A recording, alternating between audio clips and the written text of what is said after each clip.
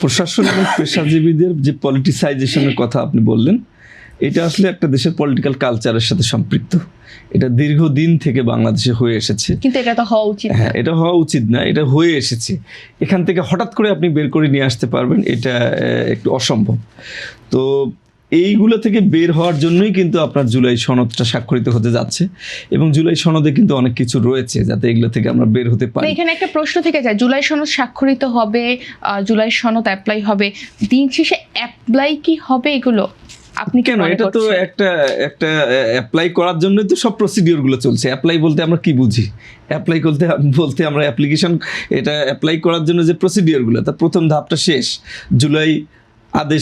জুলাই সংস্কার যে আদেশ জারি হয়েছে, সেই আদেশের ভিত্তিতে গণভোট হয়েছে।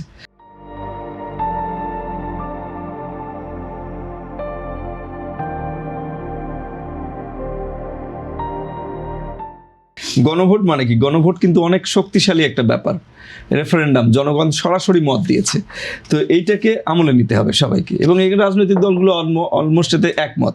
এখন ওই জুলাই সনদ বাস্তবায়ন যে আদেশ, এই আদেশের মধ্যে আবার বলা আছে যে এখানে সংসদ সদস্য 2টা শপথ নেবেন। একটা সংবিধান সংস্কার পরিষদ হিসেবে শপথ নেবেন, পরিষদের সদস্য হিসেবে, একটা পার্লামেন্ট মেম্বার হিসেবে। 2টা শপথ নেওয়ার সাথে সাথেই তারা এই জুলাই সনদটাকে কিভাবে সংবিধানে অন্তর্ভুক্ত, কোথায় কোথায় কিভাবে করা হবে, এই জিনিসটাকে সাজায় তারা ঠিক করে দেবেন। ঠিক করে দেওয়ার পর এটাই তো অ্যাপ্লিকেশন যখন হয়ে যাবে এই কাজটা, তখন আপনি জুলাই সনদে যা যা বলা আছে সেটা আপনি বাস্তবায়ন করতে আপনি বাধ্য। অর্থাৎ দ্বিকক্ষ বিশিষ্ট পার্লামেন্ট হবে, তারপর 70 অনুচ্ছেদ উঠে যাবে, মানে যা যা আছে 84টা সম্ভবত, ঠিক না আপা? 84 মোট। তো 84 যে ব্যাপারগুলো আছে, এর মধ্যে সংবিধানের সাথে সম্পর্কিত 48 সবগুলো আস্তে আস্তে বাস্তবায়ন হবে। এবং এগুলো সংবিধান সংস্কার পরিষদে পাশ হওয়া মানেই হচ্ছে এটা বাস্তবায়ন প্রক্রিয়ার দিকে এটা চলে গেল। সুতরাং এটা নিয়ে সন্দেহের কোনো অবকাশ নাই। আপনার কি মনে হয় রাজনৈতিক উদ্দেশ্যে পুলিশকে ব্যবহারের সংস্কৃতি বন্ধ হবে এখন থেকে? এটার রেজাল্টটা জুলাইয়ের মধ্যে দিয়ে জাতি দিয়ে দিয়েছে, এবং আই ডোন্ট থিঙ্ক যে বাংলাদেশ পুলিশ এবং আইন শৃঙ্খলা রক্ষাকারী বাহিনী কোনো রাজনৈতিক দলকে ক্ষমতায় চিরস্থায়ী করার জন্য তাদের নিজেই উদ্যোগী হয়ে খুন, গুম, অত্যাচার, নির্যাতন চালিয়ে ওই রাজনৈতিক দলকে দীর্ঘকাল ক্ষমতা রাখতে চাইবে। এই কাজ পুলিশ কোনোদিন আর করতে চাইবে বলে আমার কাছে মনে হয় না।